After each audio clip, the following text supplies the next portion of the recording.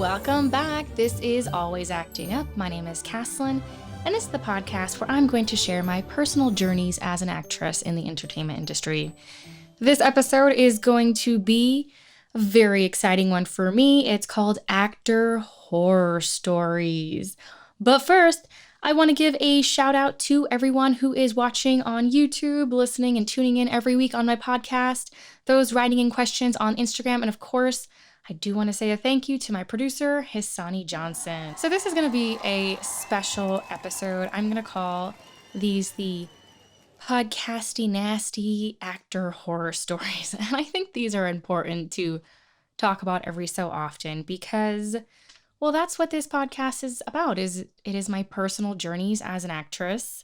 And also because I need to know certain times, like I need to know, was I wrong? Like, am I crazy? Whose fault was this? Like, could I have done something a little bit better? Do these stories happen to anybody else?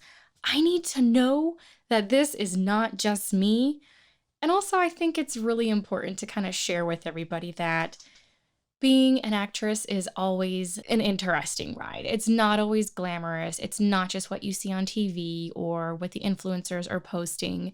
There's a lot that goes in it that's sometimes quite difficult and, to be honest, straight up not fun and nasty. So that's why I think it's important to share these. You know, we always see these stories about actors having these glamorous situations and these glamorous lives, but really, it's really not all like that.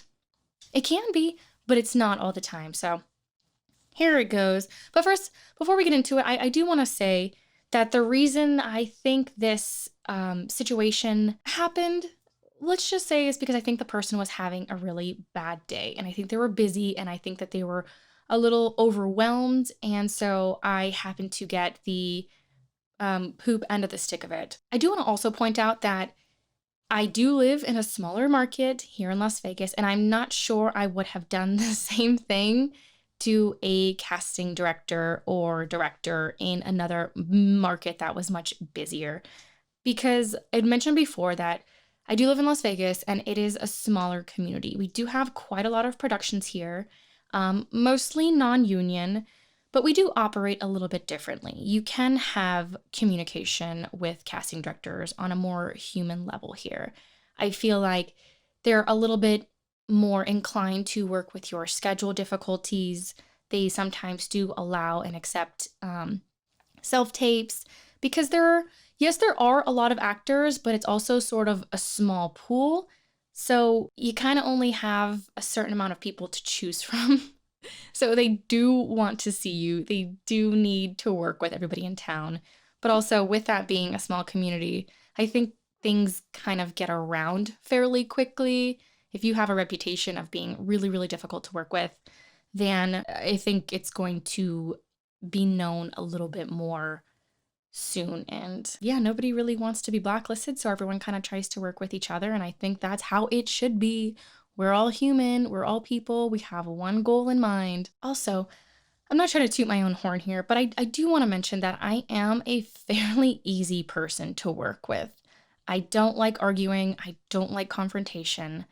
I just don't. You tell me what to do. If I think it's the right thing and it's appropriate, then I'm gonna do it. I take professionalism on this whole other level. Like, to me, it is the most important thing ever. And I mean, being on time, responding to emails and phone calls in a quick, fairly fashionable time period, being a professional at all times. That's a huge thing for me. So I also need to know, like, let me know what you guys think. Like, was I out of line for this? Because I think that I handled it pretty professionally and I tried to keep it really positive.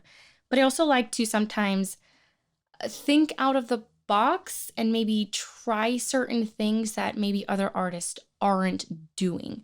So for me to even go back and forth on this conversation, I'm not sure a lot of other actors would. However, I did because I wanted to make sure that as an actress and as a casting director, we're all on the same page. We're working in this together. Okay, so I have my phone ready with screenshots of all the emails that we had back and forth, just so that I can explain the story and I'm not going to miss anything. So first of all, out of the blue, I think I'm working in Atlanta right now, so everything is being done by email. Out of the blue, I get this text message from a casting director that I have been in communication with before. And she reached out and she said, "Hi, is this Rosa?" to my email address. I do want to apologize for this person, Rosa. I'm sorry that I got your email and I hope that you did eventually get it. But it was a casting for a non-union commercial. It had listed the rates, the dates. It said callbacks were going to be March 2nd or 3rd. And it did list what the character was, what she was looking for. And so I responded. I was like, "Hi, so-and-so. Unfortunately, my name is not, but I am Caslin Rose. And I just saw your post on Facebook because I had also seen a post from this person with the exact same information on a Facebook group looking for, for this casting. So I said, I saw your post on Facebook and I would still be interested in submitting if you have any roles available for me. Thanks. I look forward to hearing from you soon. Blah, blah, blah." So she responds. I was like, okay, well, she responded. And she was like, "Well, this needs to be cast by Monday the 24th. I need you to take a 1-minute video. Phone is fine. Being outside, the backyard or a park, pretending to have a family gathering, a really fun time. It's non-union and non-speaking, so go to the park and shoot yourself a damn video." Well, like I said, I was out of town, and so it just so happened that I did a short film last year called The Father, and I was playing a young mom, so I had a young family, and I was at the park with my young family. So, boom, I already had the footage, and I was like, you know what, why would I go and shoot something else if I have something professional of me doing the exact same thing? So I went back and I cut a little piece of the short film of me at the park, and I sent it. I was like, well, this is a picture of me at the park with my family. Do you think this would work? Please let me know. Otherwise, I can film a little segment of myself at the park on Sunday. So she responds, it's wonderful. I guess when I sent it, the video flipped. So she's like, "Why is it sideways? How do I fix it?" And I was like, "Oh crap. Like I didn't mean to, like I made a mistake. I guess it flipped on accident. Perhaps I recorded it the wrong way." So I was like, "Does this work? Or I can still go on Sunday to film?" And she's like, "You know what? The video is great. Just so you know, I was able to correct it." And she fixed it in her editor. And she's like, "Well, if it's possible, go ahead and make a second one of just you. Also, callbacks are March 2nd or 3rd. I must be able to meet the director for the shoot on March 11th. So the video worked. It was fine. She made the extra effort, which I thought was extremely nice, extremely rare for her to go and have to do that in her editor to flip the video. I went to the park anyways on Sunday, and I set up my tripod, I laid out a blanket, and I pretended like I was at the park having a good time. I was reading a book, I was writing notes, just pretending like I was at the park by myself. It was awkward, but whatever. Now we have 2 videos of me at the park, one with my fake family and one that I just did it. I responded to her message and I was like, attached is me with the additional video of me enjoying some time at the park. And I didn't realize, but I was like, oh my gosh, I'm quite embarrassed to admit that I didn't have it marked in my calendar properly, but I am not available for the 2nd or the 3rd for in-person callbacks. But I am more than happy to have a Skype call if production would like to go further. So didn't hear anything, but that was the final message, and that included my video. So I'm still out of town at this point. I'm working, I'm on another production. So it's not like I'm on vacation, just not trying to not attend. I'm actually working. Like I'm busy. I'm making money. I'm on set. I'm working. And so in a separate email, I get in the subject line, it says callbacks 7 p.m. So I'm thinking, oh, hell yeah. Like I got a callback. Like I had a feeling things were going really good.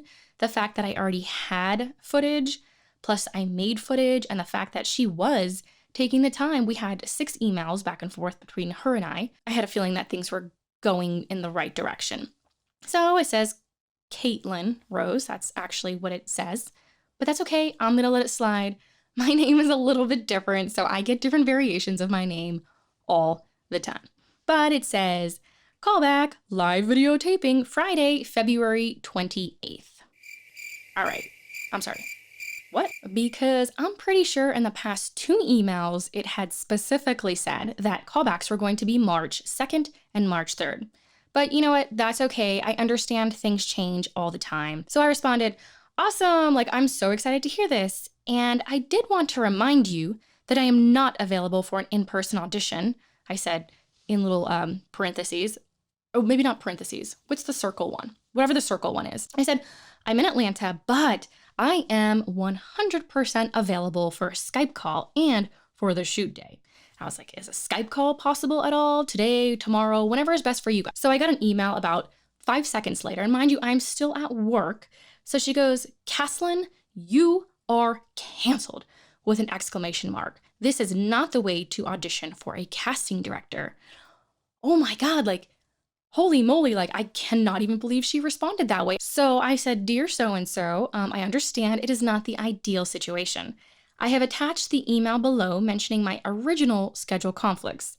And I went ahead and I told her, I was like, I chose to submit a video just in case there were other options available for casting, as there often are. I am out of town this week working on a production. I hope this clears up any miscommunication and good luck with the rest of the casting process. Have a great weekend. So she responds, I have no email attached explaining everything. If you are a professional actor, you would know very well how things work. I would have never submitted you if you were not in town. And in town is in all big capital letters. So I made sure to write that message in the long email thread that her and I have been communicating back and forth with. So the fact that she received all of the other emails, but not this one, I don't know. So I was like, okay, well that would explain the misunderstanding. Here is a screenshot. And I screenshotted a picture of our previous email listing my availability conflicts. And she responded, stop bothering me. I am very busy. No excuses. And that was my interactions. And at that point, the fact that she said, stop bothering me, I figured, you know what? Okay, drop it. Like, I'm not going to take it any further. But I also wasn't interested in being called unprofessional and like I didn't do my job. But I wanted to keep us neutral. Like, I wanted to make sure we were at the same page. But I feel like the way she responded to me was quite, gosh, I don't even want to say it, but I thought it was quite nasty, to be honest. And what scares me about that is I feel that is the reason why there are so many actors, especially in bigger markets, that are terrified to talk and communicate with casting directors. Like, they'll go into an audition and be so scared because casting director producers are there and they're on some other type of platform that makes them scary and makes people really nervous in auditions. And I don't think it should be that way. Like, yes, you are the gatekeeper. You are the person that will go to the director and help with the selection. So I need to know from you guys, was I in the wrong for explaining the situation or to make sure we were on the same page? Should I not have even reached out? Should I have dropped it right off the bat once she said, this is not how you audition for a casting director? Should I have just left it? Because I don't think that I should have. Maybe some other actors out there would have. They would have been like, all right, well, I'm scared. I'm done. I don't want to be blacklisted. But I didn't. And that also kind of brings me to blacklisting. I don't know if that's true or not. Maybe it is. Maybe it's not. But I'm pretty sure she's going to remember who my name is now and probably not bring me into another casting, which is fine, because that actually brings me to my moment of positivity here. And just like there are a bajillion of actors and we are sometimes a dime a dozen, I think that can also sort of be applied to a casting director. Just because one doesn't like you doesn't mean there aren't a bunch of other ones that do. And they're not all like that. There's some really wonderful people that I know that I've worked with. We've had conversations. And so we're just going to say she was having a bad day. There are a million fish in the sea, and take this as an opportunity to tell a story. So for me, I got a story out of it. I got material for my podcast. We'll call it Actor Horror Stories, but I don't know, we'll make the best out of it. She was having a bad day. Okay, it's done. And that brings me to the end of my podcast here. Let me know in the comments below your thoughts and your opinions. Was it me? Should I have dropped it? What would you have done? Have you been in a situation like this before? Because I need some help. Give me your opinions. Let me know your thoughts. You could leave a message or comment here on my podcast, my YouTube page. You can find me Caslin Rose. You can find me everywhere, Caslin Rose. Go ahead and drop me some messages. Let me know, like, comment, subscribe. Thank you to my producer, Hassani Johnson. I'm excited to share more horror stories. That's right. I don't know why I'm excited to share them, but I will have plenty of more. So make sure to stay tuned, and you guys have a nice, positive, fabulous day. Peace. All right, well, that was done. I have a feeling it might be a little hard to follow along with that conversation, but I tried to explain it as best as I could. I hope y'all enjoyed, at least a little bit. I'll see you next time.